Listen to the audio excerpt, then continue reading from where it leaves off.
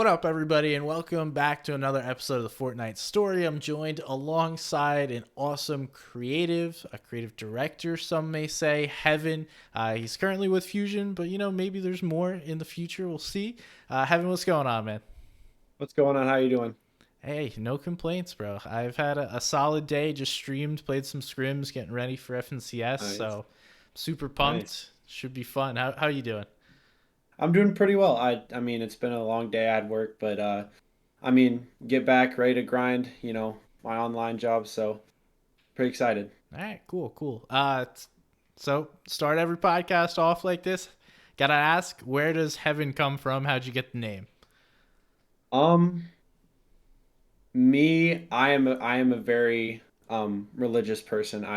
Believe in a higher being and of course there's several different directions I could have taken, but I just like the name Heaven and the meaning behind it and an afterlife, and I thought it would be pretty cool, remove a couple letters. And I was trying to find like a short, because my name before my Xbox name was Quiet Raptor 1.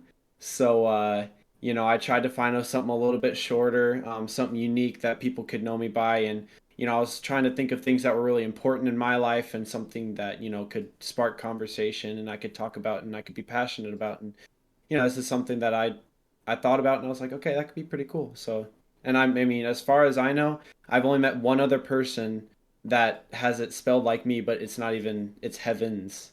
Okay.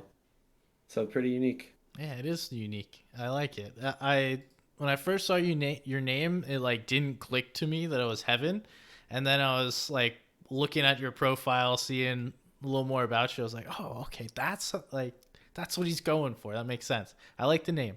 Um, Now I need you to explain what exactly you do and pretend I have no idea what a creative director is or even like what else you do. So let's start with what you do for Fusion, and then if there's anything else, like I'd love to hear about that.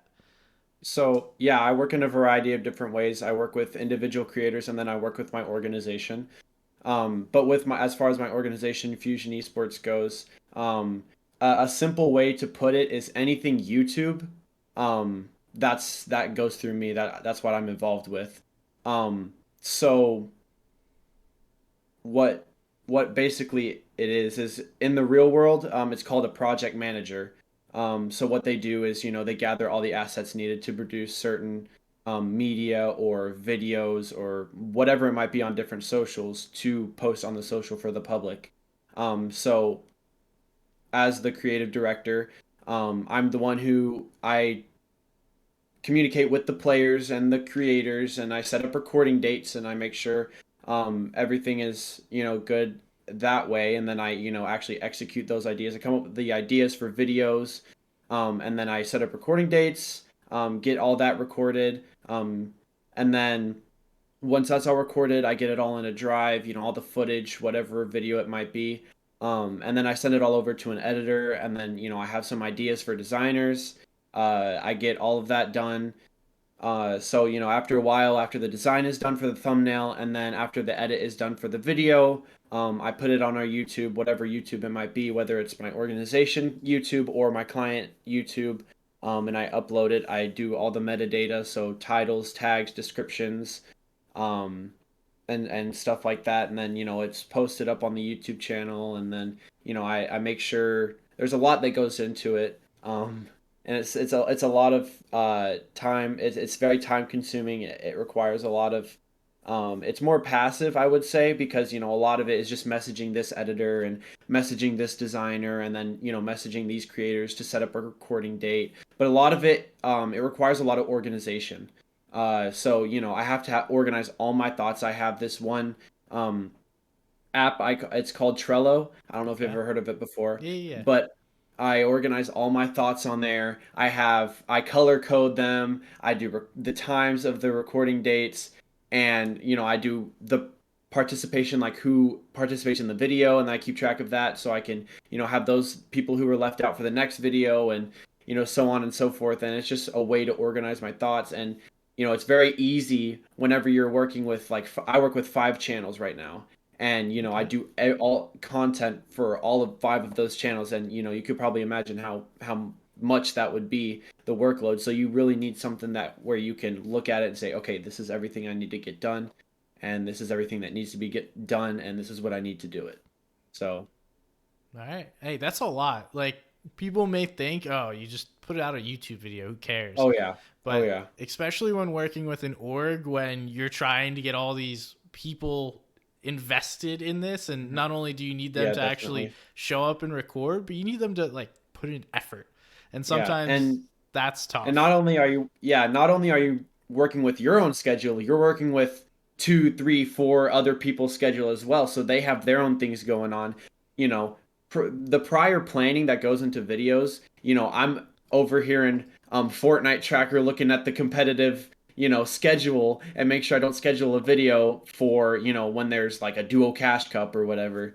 So there's a lot of planning that goes into it, and there's a lot of different ways you can execute it. But it's fun. It's my passion. I love doing it. So, Cool. How'd you get started doing that? Because that's kind of like a um, difficult path to find your way through if you're yeah, not like a big YouTuber, I would imagine. yeah. So the how I got my start was I was actually an editor. So some people you probably know that I've edited for like NorCal. I edited for Extra when they were still a thing. I was in Endless when they were still a thing. I was in Synergy, and I had a lot of success in the post production aspect of my career, and I was doing that a lot. But I did that for, I think, I want to say maybe a year and a half, Okay. almost 2 years. Um, and I did it so much that I just got burnt out. I don't get me wrong, I love editing. I love my clients. I love doing that, but that was my passion at that time. And man, it was great while I did it, but I just did it so much that I just got totally burnt out. And I was like, thinking about completely different things I could do with my online esports career, and I was like, okay, maybe I could, try some designing, or and then I was like, well, what if I, rather than completely switch my abilities, what if I just shift my focus and things I already knew about? Because as an editor, you have to know a lot about like viewer retention and view duration and things that would really delve an audience into a video, and things that would keep them watching throughout the video. So that's something I already had a prior knowledge of as an editor, and ways we can elevate a video to where as much viewer retention as possible. So I was like, okay, no, having that knowledge, let's just add on to that.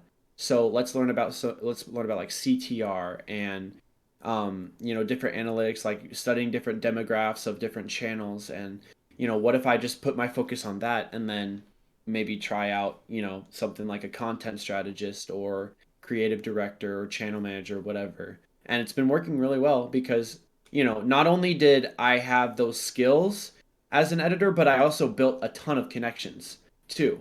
So I genuinely have no problem finding editors for all my videos that I do for the Fusion channel, because I was so involved with it before that it's like, oh, all my editors I have in Fusion are out for a week, or they're all busy doing something else. I was like, okay, this name pops in my head, this name pops in my head, this name pops in my head. I know they're reliable, they're quick, they were my friends, and I can give them the commission. So just it was basically shifting my focus into something that I would enjoy more. That's good to hear. And sometimes you need to take that next step, right? Because now you have all the background and foundation to be a good creative. You know, okay, if I'm getting an editor, I'm getting a designer, like this is what they're actually going to have to do. I can't just tell them do this thing that's not physically possible, because like Yeah, exactly. you've been in Yeah, the and that's grind why, before. as far as like when I interact with my editors, I give them plenty of time to edit the video. I keep it as low stress as possible because, I remember I was at that one time where that client that I had was like, I need this done the next day. I need this done within a couple hours, and I need it done to perfection. And it's like, okay, this just isn't possible. I can't do that. So I try to keep it as realistic as possible for my designers and editors. Nice, nice. And that's a also having those connections, because I've done something similar to what you're doing.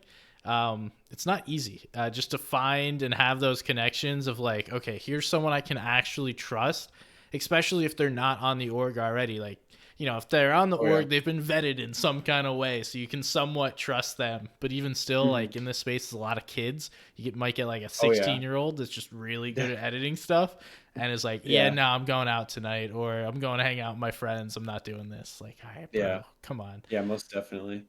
So yeah, those expectations, understanding things, really important. Uh, Now, as far as your job, you do Fusion's YouTube, and then you also work with players on the org. Is that correct? Yes, sir. I do. Okay. And how long have you been doing that? So I want to say on the actual Fusion channel, I am coming up on 7 or 8 months.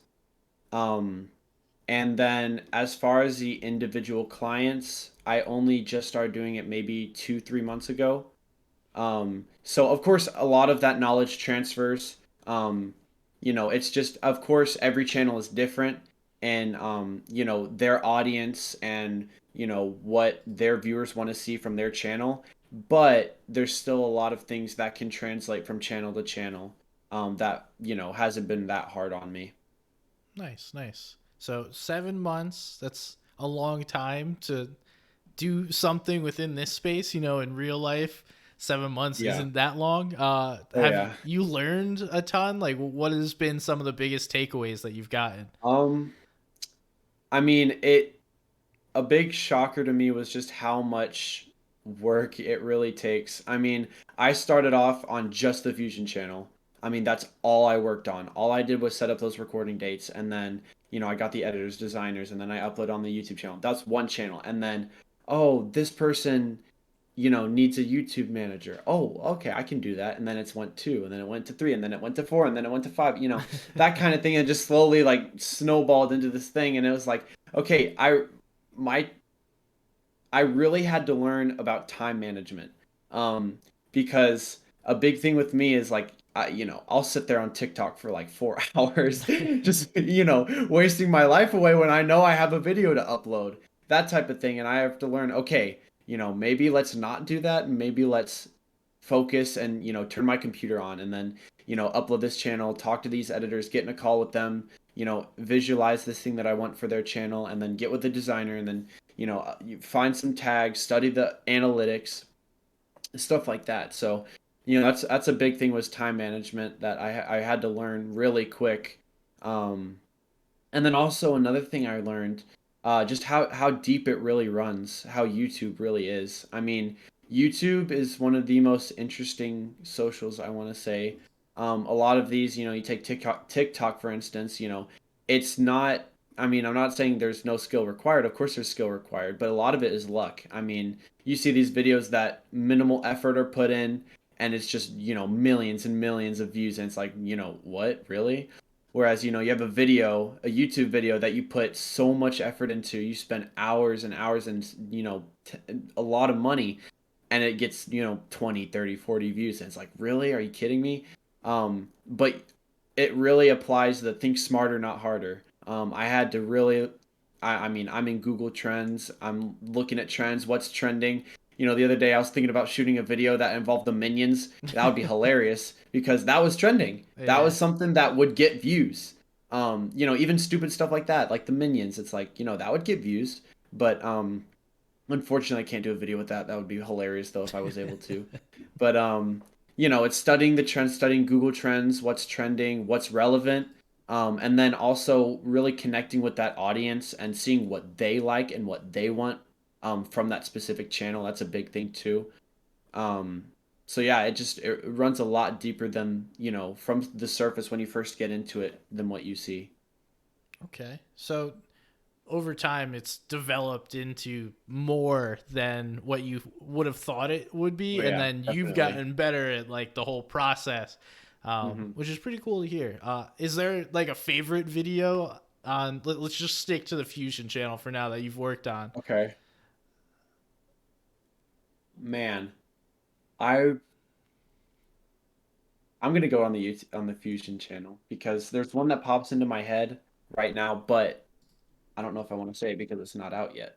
Uh oh. Um,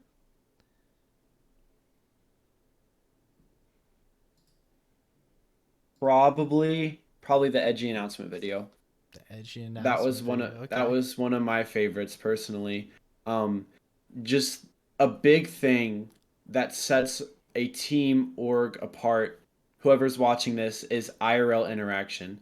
You know, you get all these teams, you get all these orgs where every interaction they have between members is online and it's through a screen, through a computer. If you get that in-person interaction, you get a videographer. If you I mean, of course, I know not everyone has the money, not everyone has the assets to do that, but if you do, it brings a whole new reality and it brings a video just to that next level. Um, like we brought Fusion, we brought Edgy over to the Fusion house. We had this idea. What if we made fun of the fact that they're gamers and they're not actors? Like, we have them mess up whenever they're holding the boom mic and have him rub his hair, and we have Sticks knocking over the light on accident. What if we did that and shine light on the fact that, okay, we set these high expectations on these pro players, not necessarily competitive wise, but you know content creator or just acting. Like, we think they're because they have all these numbers on every social. They have hundreds of thousands of followers on Twitter that, they're going to be the Chris Pratt of the Fortnite scene. Not everyone's going to be a stable Ronaldo. That's just the fact. Yeah. Um, so what if we shine light on that? The expectation for these pro players are just, insane. And, at towards the end of the IRL skit portion of that, Edgy just says, "We're not actors. Like, guys, what are we doing? FNCS is coming up. We need to get a video out." And then boom, montage. And it's just like it's a cool transition, and it's a really cool montage too, because we incorporated IRL panoramic shots of Edgy in the montage. So it was a lot of fun to record. I wasn't there when it happened, when they recorded it, but I was able to, I interacted with the editors a lot and really had a vision for this, and it really helped bring it to life. And it's a true honor for someone as big as Edgy to be involved in a project like that. So that's one of my favorite videos, I would say. Nice. I like that one. That and the Sticks one were Those two of Sticks the was more really good recent too. ones. Yeah, I like Sticks too. Sticks is such a nice guy too. His personality is definitely more focused on, the content creation, and, although, we shine light on, we set these expectations and they're not actors. Sticks, I'm convinced he could be an actor. Like, this guy is just a natural. When we record videos, this guy, doesn't have to double take for an intro. He's got it down. He's got it. So I love working with him too, because I work on his YouTube channel. Such a nice guy, easy to work with, and I love him a lot. So. Yeah, he was the first guest on the podcast. So Oh, really? yeah, Yeah. I was Sticks is great. I love Sticks. so happy to just speak with him. He's a very like motivated guy too. Oh So yeah. just And he's hearing down to him earth talk, too. it's Yeah. awesome. I love hearing him just tell his story, talk about what he likes because he's so passionate about everything. Yeah. So I can understand from your Yeah. perspective, it's got to be one of the easier people to work with Oh as yeah. long as you're, By far. you know, putting in the work, then he'll put in the work. Yeah. Definitely. Now outside of YouTube and working with creators and Fusion, is there do you play the game at all? Like, because you're focused in Um. Fortnite so specifically. Yeah. So I used to play it a lot before I had this job and everything. And I mean, Fortnite's a great game. Definitely not at its best state right now, in my opinion. But I still, as a casual player, I used to be one of those kids like, I need to grind every single day, crank my 90 so I can be a professional player. That's the kind of thing. And then I realized, okay, I'm, absolute garbage at Fortnite. Maybe I should try something else. And that's when I picked up editing. That's when I started doing that. So now it's when I play the game, it's a lot less pressure on me to perform well, whenever I play arena or whenever I play pubs or creative. And it's just a lot more laid back and chill, and I can just sit there with my friends and just, have a good time. So I still do like playing it whenever I do have time, of course. It's a great way to spend my time. Nice. What else do you like to do? Do you have other hobbies or work or things that you Um, do outside of? I do. Don't ask me to sing, but I do like to sing. Um, Okay. So how are you gonna uh, ask me not to ask you to sing if you're saying I you like to under sing? pressure, it's just I don't know. Like on the spot, that's one of the things I just don't like. Is on the spot, it's like, hey, you said you like to sing. Sing right now. It's like, uh, We'll you come back know, to that later. Don't worry. yeah, okay. Um, I mean, I like to play other games too. I mean, I'm a big fan of Red Dead Redemption 2. Ooh, great That game. is top tier game in my opinion. I finished that game in like I want to say 3 4 days. Oh, Um, jeez. yeah, no, I loved it so much. I spend a lot of time with my family. That's definitely one thing I do like to do. As far as hobbies, I don't really, I mean, I just don't have time to, I mean, what I do for work is my hobbies and is my, there are my passions. So, you know, whenever people ask me my hobbies, I just tell them what I do for work and, that's the way I like to spend my time. So, Yeah, that's cool, man. The fact that you're able to do that and turn a hobby into something that's not only yeah. creating money for you, but like creating long term value, knowledge. Uh, because one of the biggest things that I've tried to do is until I'm like 30 or so, it's very important just to keep learning a ton. And it's not necessarily about making a ton of money, it's more about building everything up here so that later in life, when you have to like dive in and make all those steps, you've had that experience, you've done those things. So Yeah, most definitely. I'm with you on that one. I have some hobbies. Like I like playing games, obviously, and then enjoy sports. I'm gonna go play some golf or disc golf with my buddy tomorrow. But you know, I love that something I've first seen as just like video games is now turned into much more. Yeah, So I feel that. Keep definitely. going, man. Yeah, thank you. You too. I'll try my best. Try my best. Now I have to ask: is there, from like your perspective, is there advice you'd be able to provide? Let's say like an editor. Now going back to like your foundation, let's say I'm a 15-year-old, right? Or, and I've never worked with anyone before. I've only edited my own montages, and they're pretty good. Good enough to where people are like, oh, okay, maybe I'd work with that kid. Do you have any advice to have for a kid to like break into the scene, or like how'd you even get started? Okay. Um, I mean, of course, there's the distinction between just editing for yourself and what you think you like, and then working with clientele who, oh, that's another brain on the topic, and maybe they like something that I think is cool. And maybe they have a different opinion on it, and maybe, they had a different idea for that. That's a big step. So learning to work with people is a big thing. Learn to understand where they're coming from, even if you don't think I mean, I've been in several situations where it's like this will kill your video if you do this, but I do it anyways because that's what the client wants. Um, but learn to work with people, learn to communicate. That's a big thing. Going from being commissioned as an editor to commissioning editors to outsourcing, um, and delegating is you have to translate. Like I had to learn, okay, what were my experiences in as an editor that, okay, maybe they're thinking the same exact thing, or I don't want to put them in the same situation, or I should put them in the same situation. So communication is a big one. Always give updates as often as you possibly can. I guarantee people who use editors love that. They love being updated every once in a while. Hey, this is how the video's doing, or sending a screenshot of, Can confirm. this. Yeah, and it's not like a thing where you ghost them for 3 4 days, and then you're left there asking, "Hey, how's the video coming along?" They're like, "Oh, I'm almost done," when in all reality they haven't even started. That's Been there too. usually That it's is not sad. fun. Yeah, it's sad, but it's I mean, I've been there too. Like I've been at the point where I was so busy. It's like, yeah, I'm almost done, man. Like give me like 2 3 hours, and then I'm over there like scrambling, putting the footage into Premiere Pro. That type of thing. So learn how to communicate. And the biggest thing I would say is reliability.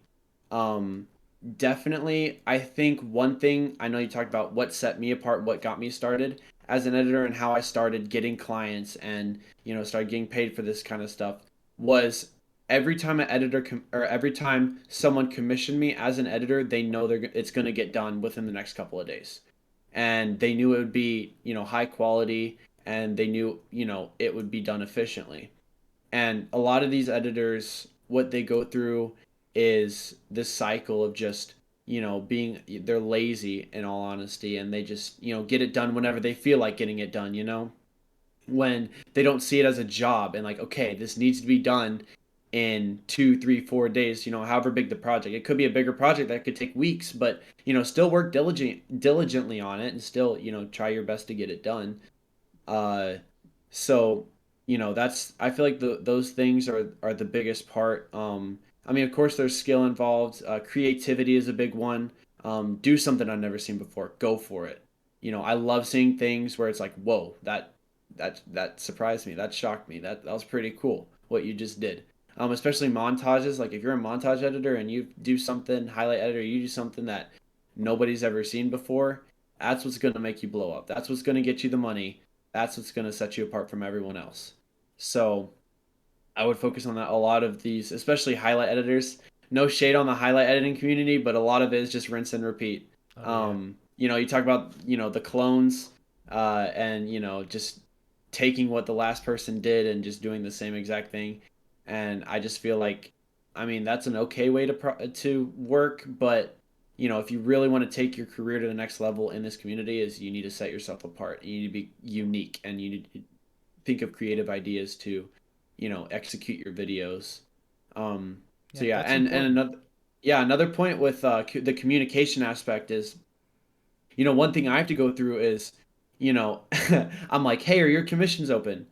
And then, expecting them to say, yeah, send me the footage, whatever. Like, oh, I'm out of town for the next 2 weeks, and it's like, well, okay, well now I'm left, stranded, and I got to find another editor to edit for 2 weeks. That's one thing where, what I always stress on my editors, I say, hey, I understand, things pop up, and, you go do other things besides editing. I'm not expecting you to slave away at all these videos that, I want you to do.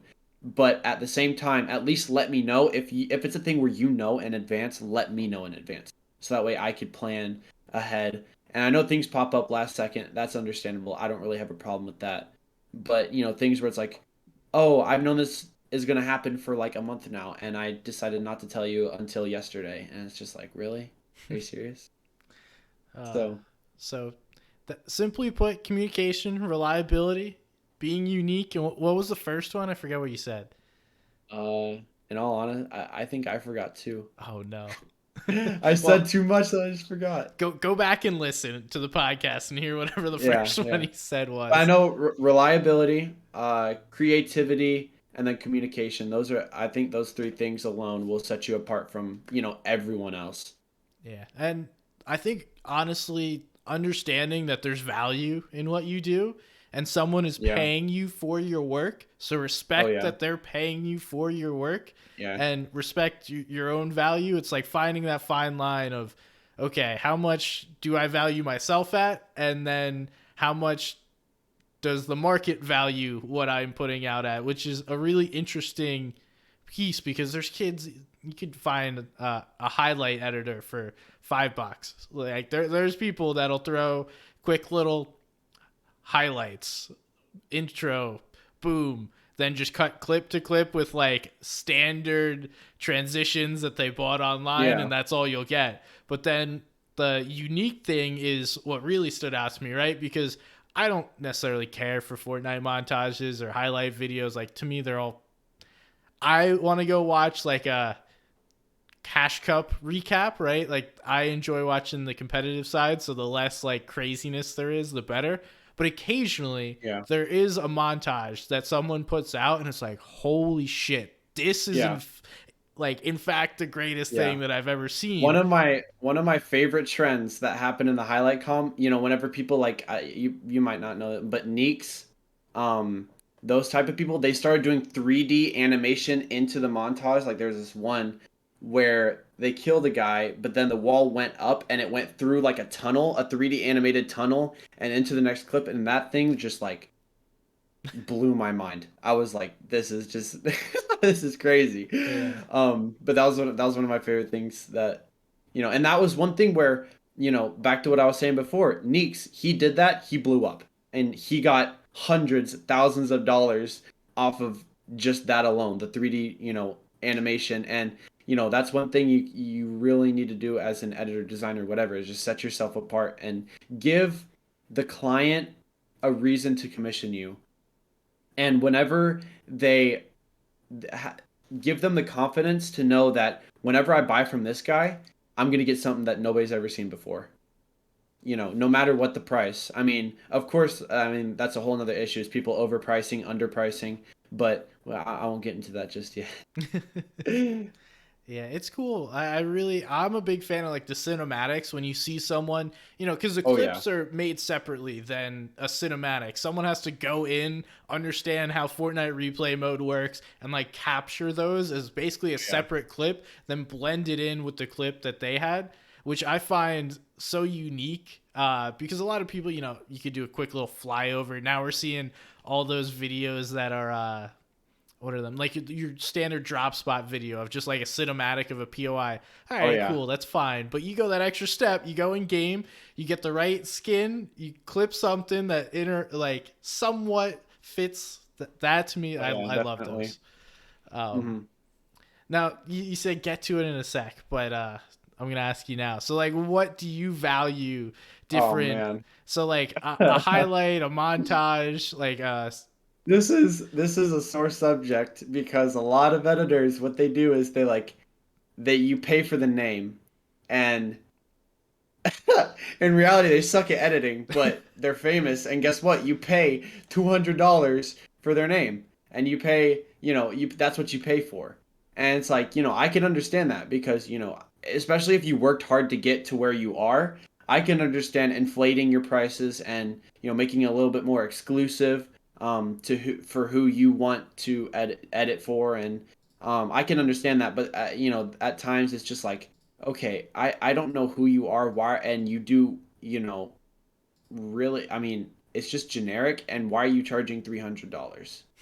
It's just like, I really don't see it. And there's other times where it's like, you know, that video was crazy and you charged me like a $5, like, that type of thing.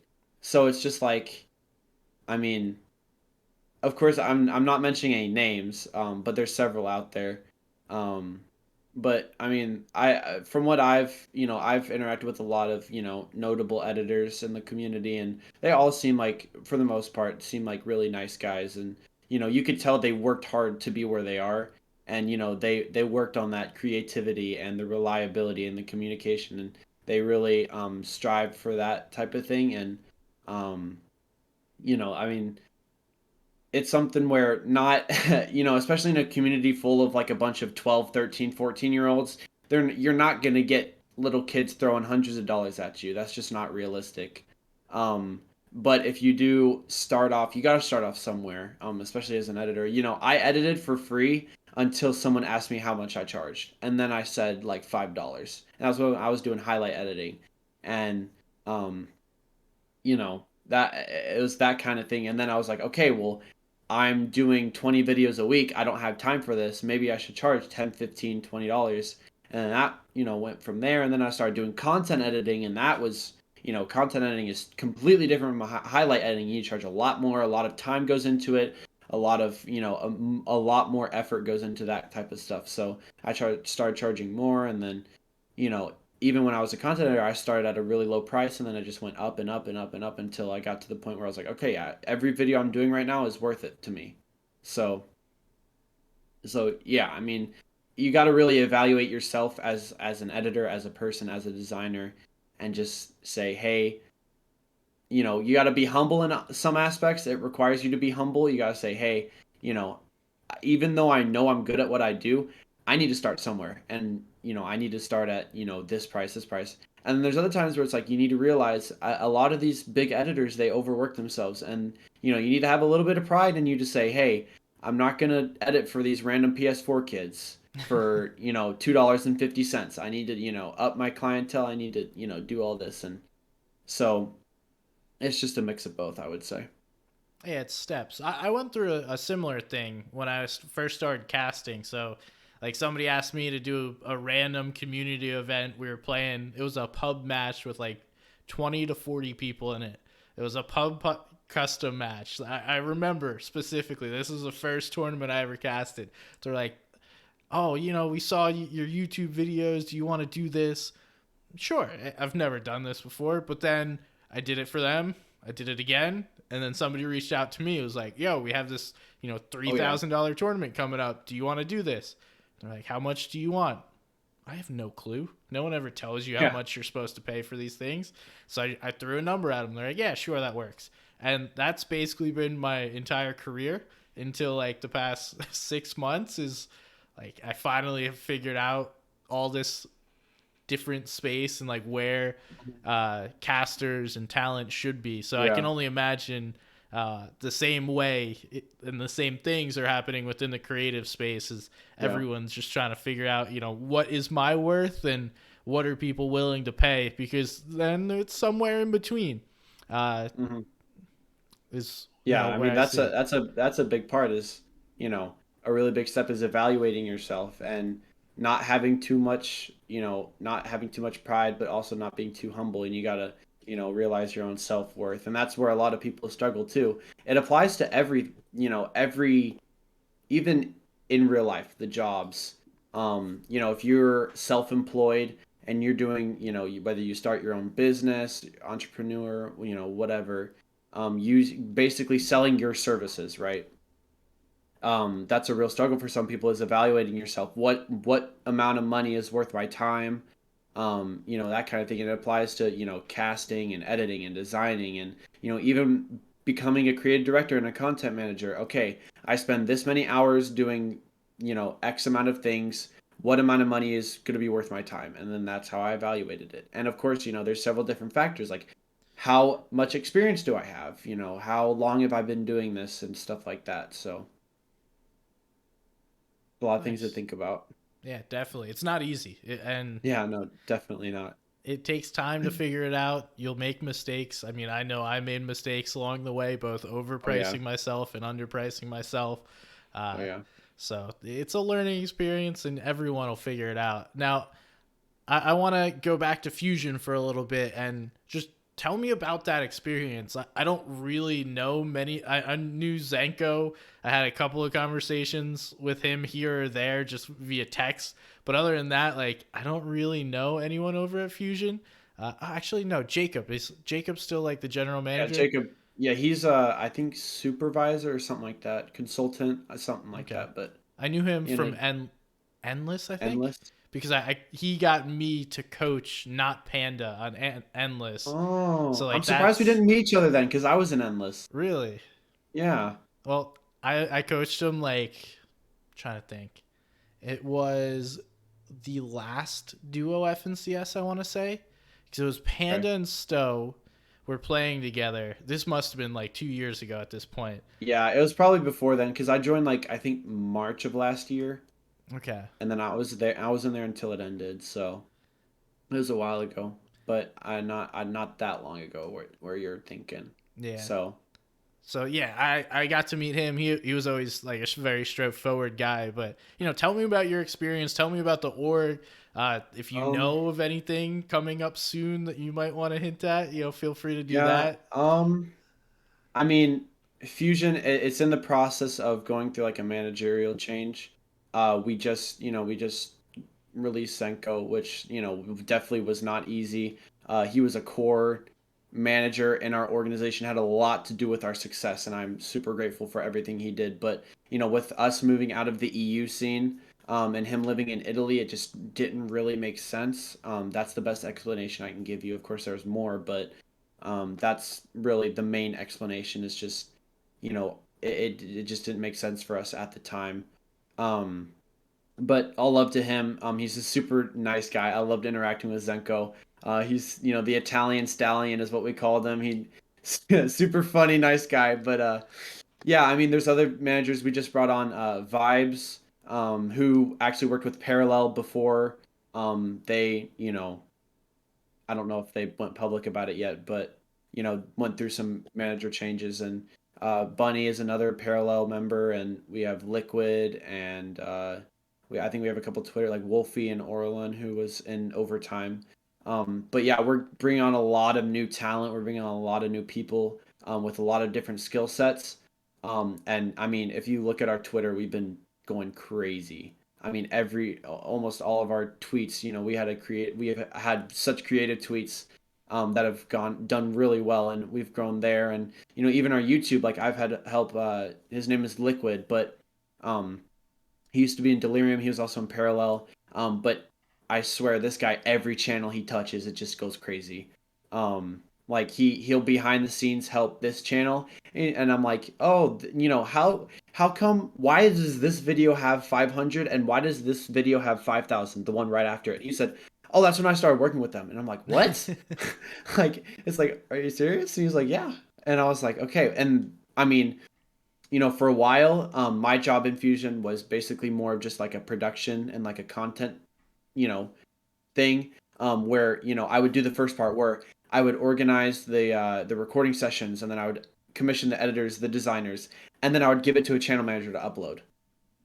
And then Jacob, who he said we got in a call one time, and I was like, well, I'm doing a lot, but I told him there's like more I can do, and he was like, why don't you do channel managing? And I was like, okay. So then I started doing that, and of course, like starting it cold. I mean, of course, I understood some of it, but for the most part, it was cold turkey, just going in. And I spent a lot of time studying the analytics and really, watching videos, watching a lot of Mr. Beast lectures, and what his perspective on YouTube, and a bunch of different creators and what they have to say about how to optimize a video and how it performs on YouTube. um so it's definitely a learning curve for me, and it definitely took a while, but and I'm even now I'm still learning. And Liquid is so knowledgeable in that type of stuff. Like he's the one who showed me all the Google trends, and different demographics and how they affect different parts of the country and even different parts of the world. Like I manage one guy named Krezix, and he has if you know who he is, he has a largely Latin American community. And me not necessarily speaking Spanish, it was definitely a learning curve, because all these tags are in Spanish, all the description is in Spanish, titles in Spanish. And never use Google Translate. If you take one thing from this podcast, if you want to perform any sort of whatever it is, and you don't know Spanish and you want to translate something to Spanish, don't use Google Translate, because Krezix has looked at me in some very stupid ways where he's like, "Bro, are you serious? Like this, how do you even pronounce this? This isn't even Spanish." That type of thing. And it's like, well, I have other people to help me out translate things, but I mean, we're definitely doing a lot of work. I'm surrounded by a bunch of hard workers, which I feel like is very essential for an organization of our magnitude to function. We have some huge names, and in order to maintain those huge names, there has to be a lot that has to go on behind the scenes. But it's a lot of hard work being put in, a lot of time, a lot of effort. I mean, we're constantly in chats thinking of ideas that we could take our brand to the next level. We're really working now on brand deals. That's one thing we're looking into. We have a couple brands maybe lined up. Um, can't really share much about that. I wish I could, but I'm really excited about that, because we have clothing brands, we have peripheral but brands, stuff like that. And it's like it's like really cool. It's like how we're partnered with a keyboard. We're talking to a keyboard company where it's like millions of people buy these keyboards, and it's crazy. And um and along with being surrounded by a bunch of hard workers, we're also very active. There's very little downtime. And just like, with my work and what I do, how I commission editors, there's a lot of passive work. So like DMing this guy every once in a while, getting updates, whatever, DMing this guy, texting this guy, calling this guy. it's a lot of that too. Because I mean, even when um, you know, we're busy, we're probably still talking, we're probably still calling, we're probably still texting, and that's one thing I really love about it is we're always active, always bouncing ideas off of each other, and we're always working on some project. And another big thing I would say is we have a family vibe going on with our org. Everyone is close. No, I wouldn't say not one person in our organization is kind of like an outcast who's left out of things. Um, I mean, we it's hard to see from an outside perspective, but it shows through everything we do. So if you look at our videos, if you see all of our members, like, they have a smile on their face while they're recording, that's because we care about our players and we really do want what's best for them. Even when they're not in Fusion, anymore, they part ways with us, God forbid, but, we still want what's best for them. And, we try, of course, with certain limitations, we try our best to help them succeed. That's why we literally, help pay for these, editors and designers and these channel managers and, stuff like that, where it's like, okay, some of these pro players, especially if they're younger, they don't realize the importance of content. Fortnite, it's great. It's a great game, but it won't last forever. No game will honestly last forever. But YouTube, that will last forever. Instagram will last forever. Not forever, forever, but you know what I mean. It Oh will yeah. outlast your Fortnite brand that you bring, right? So your Instagram presence, your TikTok presence, your YouTube presence, that's what's still going to give you revenue from your career online. And we and we always check up on our players. When we still had Stormy, right, um, which he had a lot. He was lived in Ukraine, and there's a lot of things going on. We were constantly checking up on him, seeing ways we could help him out, and there's just, I mean, there's things that I can't begin to explain that have helped me in so many ways. Like, the owners are amazing, and they help out as many ways as possible. And that's one big thing is we really care about our players. It's not like, we just throw a check at these players at the end of the month, say, here, just do your job. Just, do your job and you can keep getting paid. No, we invest in our players and we invest in our managers and our designers and our editors. So that has a lot to do with our morale and our chemistry as well. Well, that's awesome to hear. I mean, I feel like now most of the orgs in the space have, the dust is settled. All the crap's been taken outside, and most of the people left. There's some new ones still coming that who knows what'll happen with those, but you know, it seems like we're in a good place. I don't remember like a scam org popping up that recently. I mean, Yeah. there And that was. was one thing I had to deal with was a lot of people reach out to me, how are you getting all, they automatically assume if you sign someone like Edgy when we have our, our kind of numbers, like, I mean, yeah, of course we're still working on it. We're still growing, but how does an org with 30K on Twitter sign someone who has 300K? How is that possible? They must be a scam org. They must be throwing, millions of dollars at this guy, and we're not. We're just, we have a reputation and we help our players, and we do as many things as possible to help them engage in their brand and whatever social and whatever they need, really. And I think that is what has going, or that is what has kept a lot of these orgs around. They invest in their players, and it's not simply just Yeah. handing over a paycheck, because everyone that seems to do that doesn't seem to be here. And, Mhm.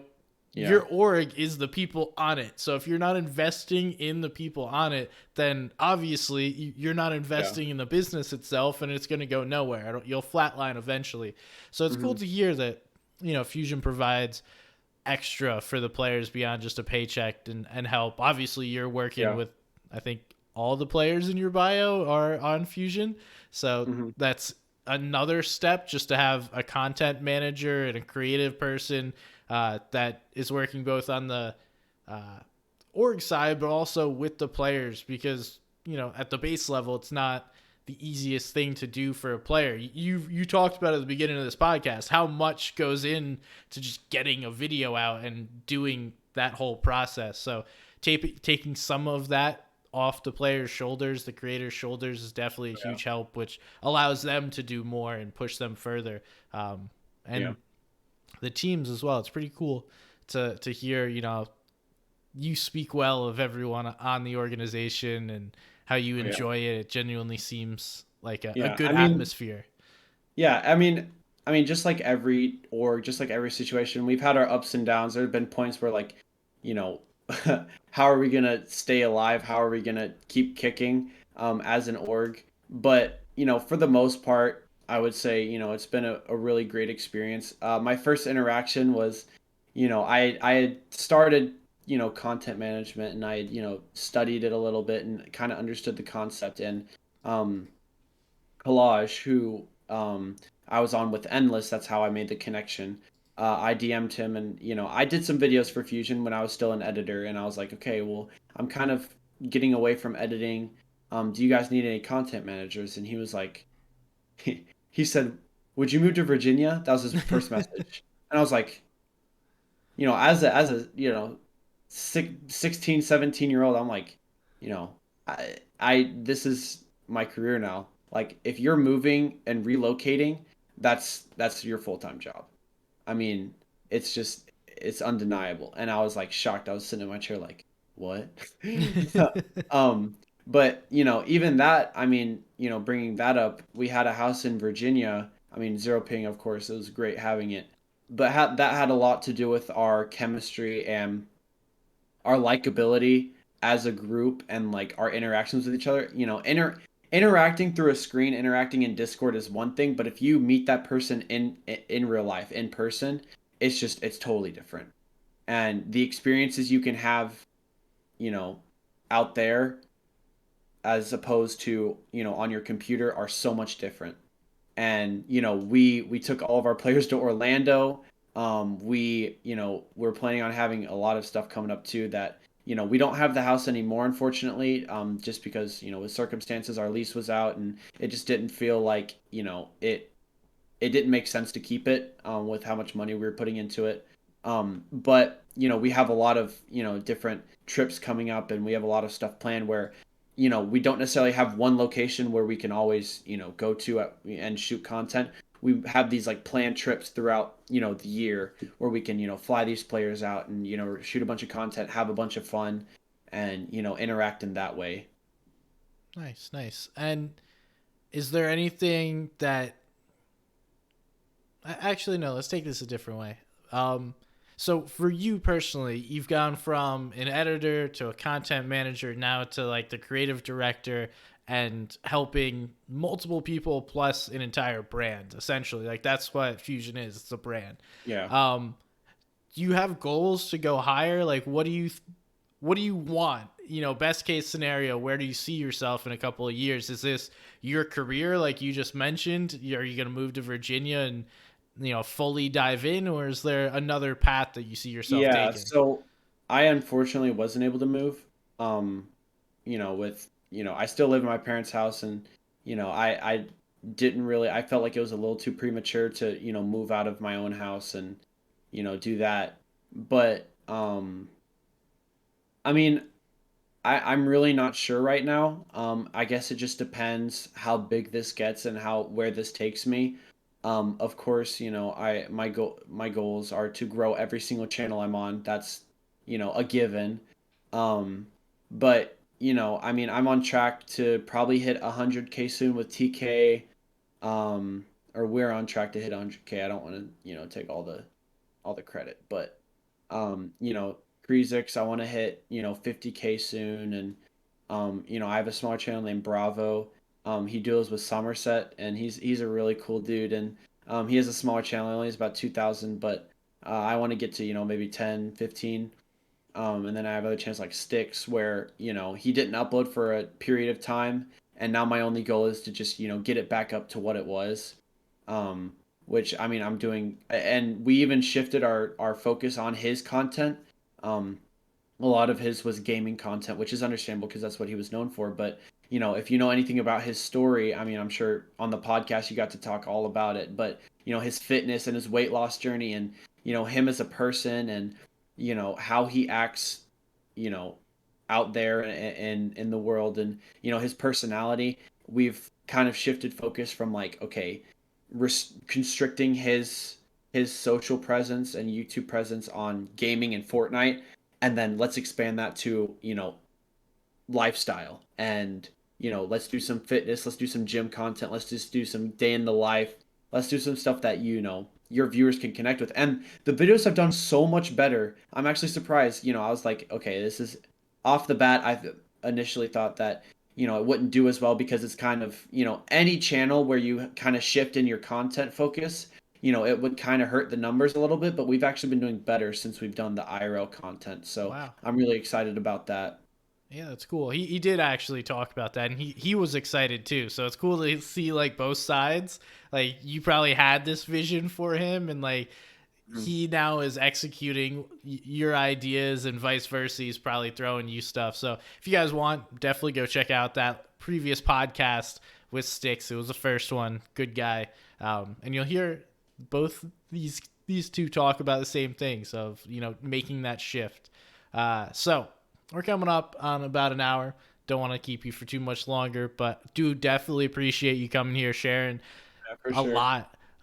And to Hmm. wrap up, I got 2 questions for you. Don't know if you've listened to any of the podcasts yet, so fire away. If you have, the first question. What is your favorite Fortnite skin?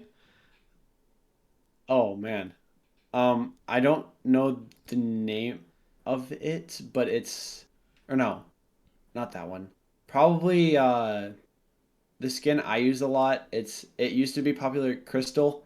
Okay. Um, it used to be popular, like maybe last chapter, chapter before that, but I feel like right now it's kind of like not as many people use it. And I was like, okay, I like to use it a little bit. So All right, cool. And secondly, where can people find you? You can go ahead and shout out to Fusion YouTube if you um, want as well. yeah, so my Twitter, it's right underneath me, Hevn 2 N's underscore. Um, yeah, I Fusion FSGG is my org. You can find them on Twitter, YouTube, Instagram, TikTok. We usually go by Fusion FSGG on all those. YouTube is Fusion Esports. Um, I would shout out my clients, but I feel like that's a little too much. Nah, fire away, man. All right, let's see. TK Lol, Sticks FN, I believe. Bravo FNBR, and then Kriizix, CRIIZUX. Boom. Hey, it's the end of a podcast. Someone was listening for an hour. They're not gonna be like, "Oh, this dude's shouting out some random creators." We can't have that. No, but thank you so much for joining me. I really appreciate it, No, of bro. course. Thank you for having me, bro. It was really nice. Of course, of course. And best of luck to you. I hope to see all your creators' channels and also the Fusion channel continue to succeed. So that is all we have. Thank you for listening or watching another episode of the FN story. My dog is barking, so hopefully you don't hear that too much. Anyway, appreciate you guys. You all have a wonderful day. If you have any complaints or great comments about how the episode went, make sure to give me a shout. Somebody's gun on Twitter. Thank you all so much, and I'll see you next time.